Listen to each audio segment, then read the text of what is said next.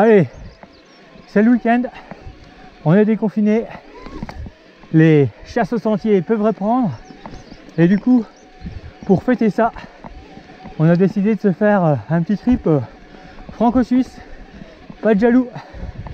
Donc le mode d'emploi pour rejoindre la frontière, et bien depuis Morzine, les mines d'or, et ensuite, et bien direction le Conoco.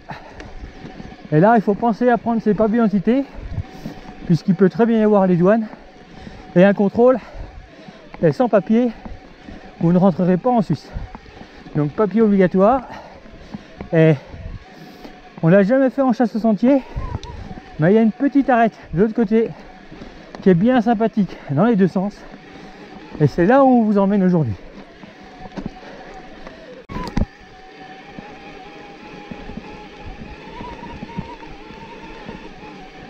Alors voilà, la frontière.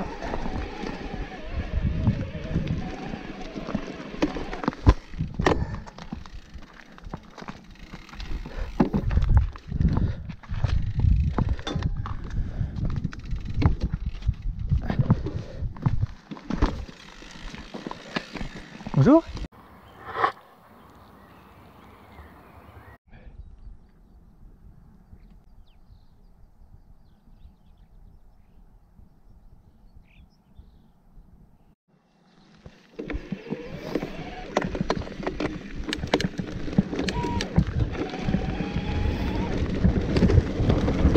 Donc là, ce qui peut vraiment être sympa, c'est de passer le col, et plutôt que d'aller acheter du chocolat à Champéry ou à Morgin, eh bien vous pouvez rester là sur les crêtes, juste sous la tête de Bostan.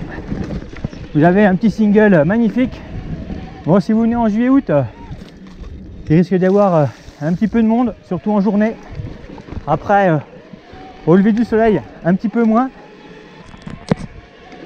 Bon, si vous montez au col et qu'il n'y a pas trop de monde, parce qu'ici c'est vraiment des endroits, on va dire, qui sont énormément visités, eh bien n'hésitez pas à venir vous faire la crête, parce que ça vaut vraiment des points. C'est parmi les plus jolis endroits des ports du soleil. Bon, là au mois de juin en plus c'est tout fleuri, c'est juste magnifique. Tête de Bostan, on a eu l'occasion de la faire il y a 2 ans, un de nos premiers sommets en freeriding.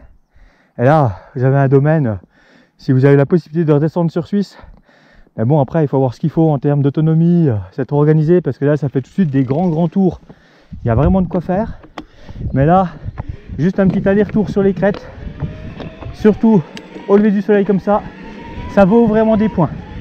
Bon, c'est de la montagne, hein, n'allez pas imaginer une piste forestière bien large.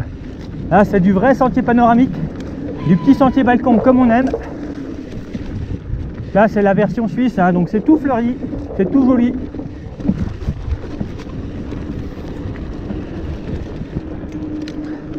Ah, c'est un site où il y a régulièrement des vidéos de promotion, hein. Je dirais que la plupart des marques aiment ce type d'endroit, forcément.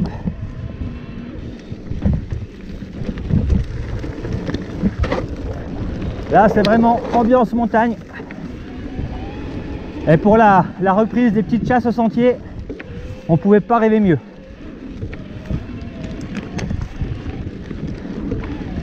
L'accès en plus est facile, hein. Côté français, vous avez vraiment moyen de monter par une jolie piste forestière, un peu raide, mais bon, avec l'assistance ça passe.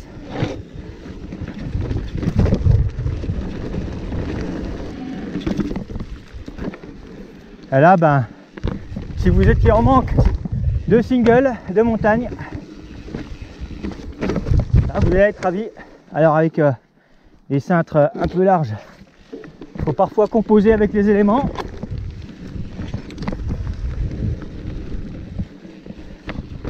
Ah, les ports du soleil, c'est vraiment un cadre magnifique. Vous pouvez retrouver tous les meilleurs stops. Vous pouvez retrouver d'ailleurs tous les meilleurs spots sur notre chaîne à travers justement ces chasses au sentier.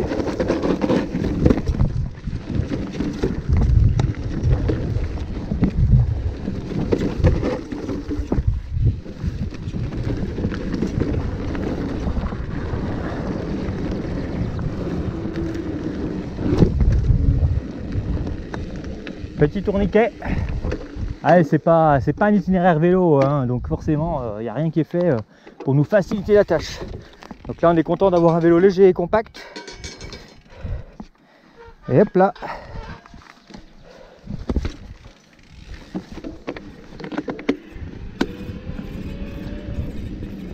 Ah, c'est dommage.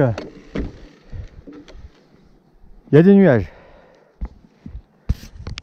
Alors, selon d'où vous venez et l'autonomie qui vous reste, vous pouvez envisager eh bien, soit de descendre plus bas pour ensuite revenir par le petit sentier qui est là en dessous.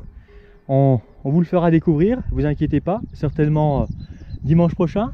Mais vous avez également la possibilité de remonter par là où vous êtes venu. Ça reste une chasse au sentier, c'est bien technique, hein. On a vu qu'à la descente, il y avait de la pente, mais à la montée avec le mode maxi, ça devrait le faire.